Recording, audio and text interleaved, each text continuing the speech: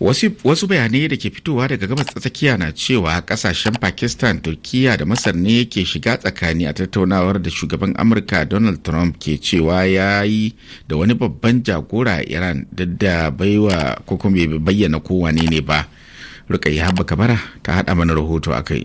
Duk da cewa babu tabbaci game da shiga tsakanin waɗannan ƙasashe, amma majiyoyi masu ƙarfi na nuna cewa ƙasashen ne ke taka muhimmiyar rawa don ganin an kawo ƙarshen wannan yaƙi da Trump ya sha alwashin dakatar da shi da zarar an kafa sabuwar gwamnati a Iran. Wasu bayanai daga masu sanya idanu da kuma sharhi kan kalaman na Trump sun nuna cewa akwai yiwuwar ana tattaunawa ne da ministan harkokin wajen ƙasar Abbas Arakci, duk da babu sanarwa game da hakan a hukumance. Turkiya na cikin ƙasashen da ke taka muhimmiyar rawa wajen shiga tsakani a rikice-rikicen da ke faruwa a duniya. Dalili kenan da ya sanya ake ganin watakila tana da rawar da za ta iya takawa a tsayar da wannan rikici. Rufe mashigin Hormuz da Iran ta yi da kuma barazanar dasa nakiyoyin karkashin teku da nufin tarwatsa duk jirgin ruwan da ya yunkurin wucewa ta wajen ya yi wa kasashe da dama illa ta fuskar tattalin arziki. Watakila dalili kenan da ya tilasta neman wannan zama da Iran wanda babu tabbas a cikinsa daga Amurka.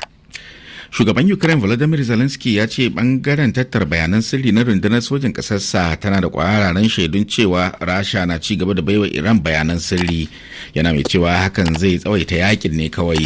A wani sako da ya wallafa a shafinsa na X, Zelensky ya ce Rasha na amfani da na'urorin hukumar tattara bayanan sirrinta da kuma bayanan da ta samu daga dangantakar tsaro tsakaninta da ƙawayenta na gabas ta tsakiya.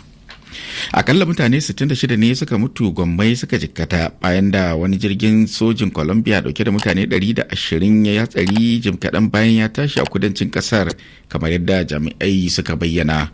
Jirgin samfurin C-130 Hercules ya rikito ne jim kaɗan da tashinsa a wannan litinin bayan da ya baro Puerto Leguizamo kusa da iyakar kasar da Ecuador da Peru.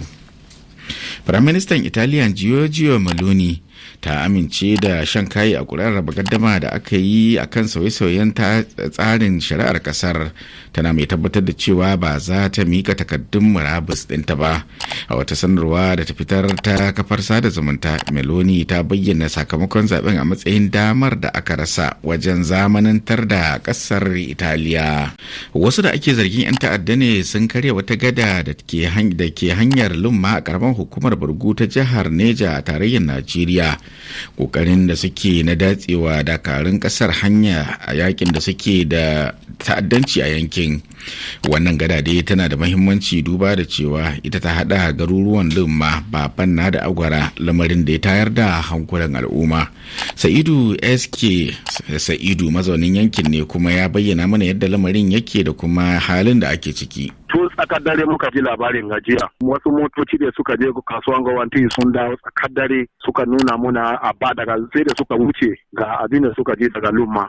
Wani mota kuma su da suka kai wuri Allah sai ya ba su iko suka tsaya da sassafen ga ai guda ya coverage din abin da ya faru. Suka dawo nan wawa ya zo ya nuna muna ga abin da aka ya faru. Mu kuma samu da na option filolin da ke zuwa daukan kaya can babban na muka tsaye da su. Wa'annan za su je cin kasuwan babban na duk mun hana kowa zuwa. So ai yanzu da nake da maka kowa tunanin da yake kenan. Kuma kasuwa ne babba, mutane na fita daga can suna zuwa. A halin da maka filoli da ma da ke babban na su da lodi kaya wallahi talla suna da yawa ba su fita ba. Sa'idu kenan SK daga can garin Wawa a Borgo, jihar Neja, Najeriya. Hukumar yaƙi da cin hanci da rashawa ta ICPC ta sanar da cewa za a gurfanar da tsohon gwamnan jihar Kaduna Nasir El-Rufai a yau Talata a gaban babbar kotun tarayya da ke Kaduna.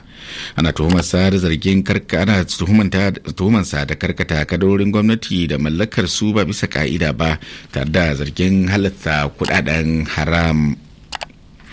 Matatar man Dangote ta sanar da fara fitar da tataccen man fetur zuwa wasu kasashen Afirka, matakin da ke zuwa bayan da ta yi ikirarin wadata kasuwar cikin gida a Najeriya da tsadar da yake yi a gidajen mai. Kabiru Yusuf na dauke da ci gaban labarin. Bayanai sun ce an fitar da manyan jiragen dakon man fetur guda 12 dauke da tan 450 zuwa kasashen Afirka 5 waɗanda rikicin gabas ta tsakiya ya fi wa fannin makamashin su illa. Kafafen yada labarai na cikin gida a Najeriya sun rawaito cewa tuni aka kammala sayar da man fetur din, abin da ke alamta cewa kasashen na tsananin bukatar sa. Ƙasashen da aka shigarwa da man fetur ɗin daga Najeriya sun hada da Cote d'Ivoire da Kamaru da Tanzania da Ghana da kuma Togo.